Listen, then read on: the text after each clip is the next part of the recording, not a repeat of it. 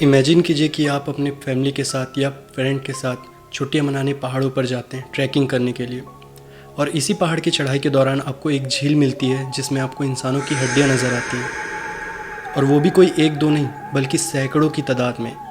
बताया जाता है कि इस झील के अंदर 300 से ज़्यादा इंसानों के कंकाल मौजूद हैं। मैं बात कर रहा हूँ एक बेहद ही खूबसूरत लेकिन उतने ही रहस्यमय रूपकुंड लेक के बारे में, जिसे स्केलेटन लेक भी कहा जाता है, यानी कि कंकालों का झील। अब चौंका देने वाली बात यह है कि ये झील 16,500 फीट की ऊंचाई में मौजूद है, जहाँ जाने के लिए ना कोई गाड़ी है ना कोई दूसरा साधन, बस एक ही तरीका है और वो है 6 से 8 दिन की कठिन ट्रैकिंग। अब ऐसे रिमोट इलाके में इतने सारे कंकालों का एक जगह इकट्ठा मिलना किसी को भी सोचने पर यह मजबूर कर देगा कि आखिर थे कौन ये लोग और इनकी मौत कैसे हुई, और कैसे इनकी हड्डियाँ अभी तक प्रिजर्व है, डिकम्पोज नहीं हुई। यहाँ तक कई हड्डियों में आपको स्किन, फ्लैश और नाखून भी देखने को मिल जाएंगे। क्या है इन कंकालों के पीछे का राज, जानेंगे इस वीडियो में। लेकिन इससे पहले अगर आपको भी ऐसे मिस्टीरियस चीज़ों के बारे में जानने का शौक़ है और इनके पीछे की सच्चाई को समझने की क्यूरियोसिटी है, तो सब्सक्राइब कर लीजिए इस चैनल को। अब ये वीडियो शुरू होती है। सबसे पहले मैं आपको इस लेक के बारे में थोड़ा बता देता हूँ। रूपकुंड लेक, जिसे स्केलेटन लेक भी कहा जाता है, ये नदन इंडिया में उत्तराखंड के हिमालयाज़ में मौजूद है। ये झील चमोली डिस्ट्रिक्ट के अंतर्गत आता है और ये लगभग 5,000 मीटर यानी कि 16,500 फीट की ऊंचाई में मौजूद है। ये झील 500 स्क्वायर फीट की एरिया में फैला हुआ है और इसकी गहराई लगभग 3 मीटर है। रूपकुंड लेक एक ग्लेशियर लेक है, मतलब ऐसी झील जो पहाड़ के बर्फ़ के पिघलने से बनती है।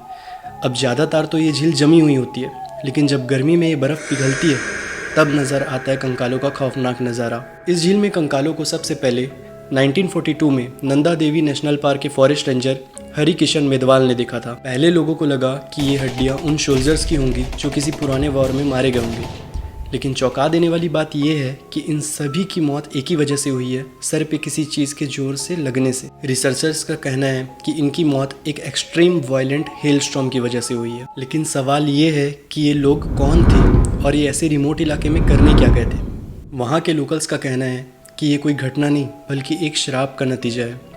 वो मानते हैं कि ये एक राजा, रानी और उनके लोग हैं जो नंदा देवी यानी हमारे देश के दूसरे सबसे बड़े पहाड़ की यात्रा पर थे, और इसी धार्मिक यात्रा के दौरान उन पर किसी श्राप की वजह से भयानक बर्फबारी हुई और वो सारे मारे गए। कुछ लोग मानते हैं कि रूपकुंड लेक में अभी भी उनकी आत्माएं बसती है और वहाँ के लोकल्स अभी भी वहाँ जाने से डरते हैं, और ऐसी कई कहानियाँ आपको वहाँ के लोकल्स से सुनने को मिलेगी। कई लोग इन कहानियों पर यकीन करते हैं और कुछ लोग इन कहानियों को बनावटी मानते हैं। लेकिन अगर आप साइंस की बात माने तो साइंटिफिक रिसर्च के बाद ये बात पता चली कि ये सारी हड्डियाँ कभी एक टाइम की नहीं है। इनमें से कुछ हड्डियाँ 9th सेंचुरी की है यानी लगभग 1200 साल पुरानी, और कुछ हड्डियाँ 19th सेंचुरी की है यानी लगभग 200 साल पुरानी। साइंस के मुताबिक ये हड्डियाँ किसी एक ट्राइब की भी नहीं है बल्कि डिफरेंट एथनिक ग्रुप्स यानी अलग अलग जातीय समूह के लोगों की हैं, जिनके कल्चर, बॉडी फीचर्स और भाषा सभी अलग है। इनमें से कुछ हड्डियाँ साउथ एथनिक ग्रुप्स के हैं, मतलब पाकिस्तान, इंडिया, नेपाल जैसे देश के लोग, और कुछ हड्डियाँ